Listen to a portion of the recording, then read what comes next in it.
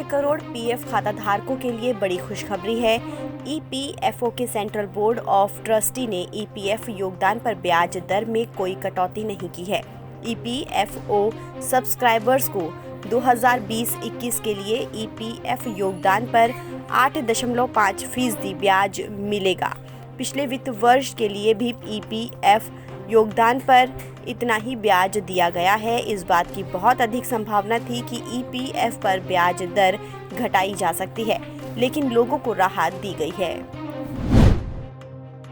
केरल में राष्ट्रीय जनता पार्टी ने मेट्रो मैन ई श्रीधरन को अपना मुख्यमंत्री उम्मीदवार बनाने की बात कही है। केरल बीजेपी के अध्यक्ष के सुरेंद्रन ने गुरुवार को एक कार्यक्रम में कहा कि केरल में एलडीएफ और यूडीएफ दोनों का ही पुल टूट रहा है। ई श्रीधरन ने कई पुलों को बिना किसी भ्रष्टाचार के बनाया है। ऐसे में हमने पार्टी से अपील की है कि ई श्रीधरन को ही मुख्यमंत्री उम्मीदवार बना दिया जाए। नए कृषि कानून के खिलाफ किसानों का आंदोलन पिछले 3 महीने से ज्यादा समय से चल रहा है।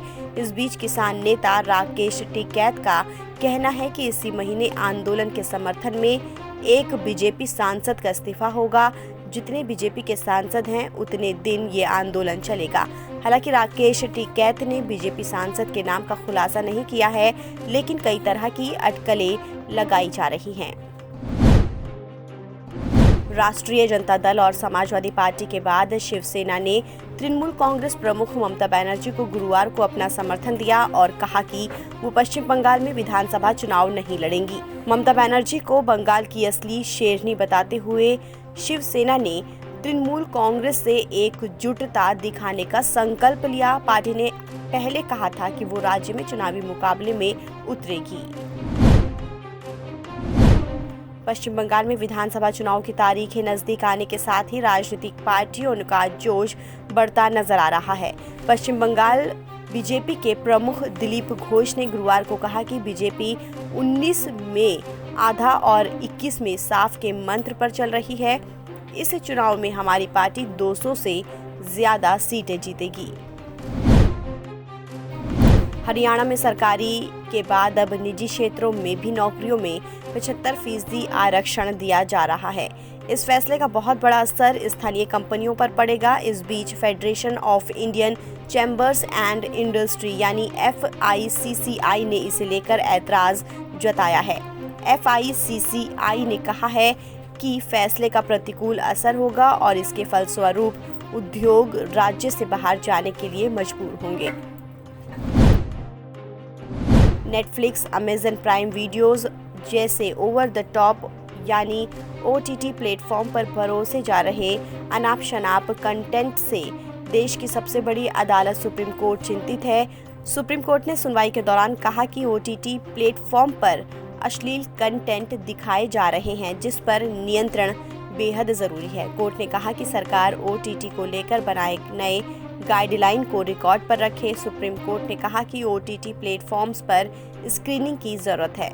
कभी कभी इस प्लेटफॉर्म पर पोर्नोग्राफी भी दिखाई जाती है। कोर्ट इस मामले में अगली सुनवाई शुक्रवार को करेगा। झारखंड में नक्सलियों का तांडव जारी है। नक्सलियों ने सुरक्षा बलों को एक बार फिर से निशाना बनाया है। नक्सलियों की बारूदी सुरंग के विस्फोट में बड़ी क्षति हुई है। हमले में 3 जवान शहीद हो गए हैं और 2 जवान बुरी तरह से जख्मी हैं।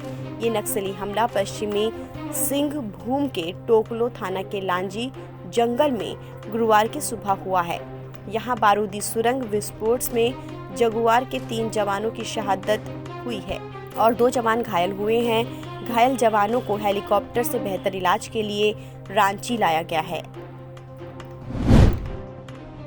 बॉलीवुड अभिनेत्री तापसी पन्नू, फिल्म डायरेक्टर अनुराग कश्यप समेत फिल्म इंडस्ट्री से जुड़े कुछ लोगों कंपनियों पर बीते दिन इनकम टैक्स के छापे पड़े। गुरुवार को भी इस मामले में आयकर विभाग की कार्रवाई जारी रही।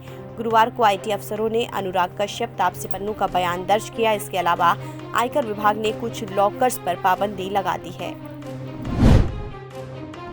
दुनिया भर के शेयर बाजार में भारी बिकवाली के चलते घरेलू बाजार में भी दबाव रहा। सप्ताह के चौथे कारोबारी दिन यानी गुरुवार को शेयर बाजार भारी गिरावट के साथ बंद हुआ। सेंसेक्स 558 अंक की गिरावट के साथ 50,846 के स्तर पर बंद हुआ। वहीं निफ्टी 165 अंक नीचे 15,081 के स्तर पर बंद हुआ। इससे पहले पिछले 3 सत्रों में सेंसेक्स 2,345 अंक और निफ्टी 716 अंक बढ़ा था।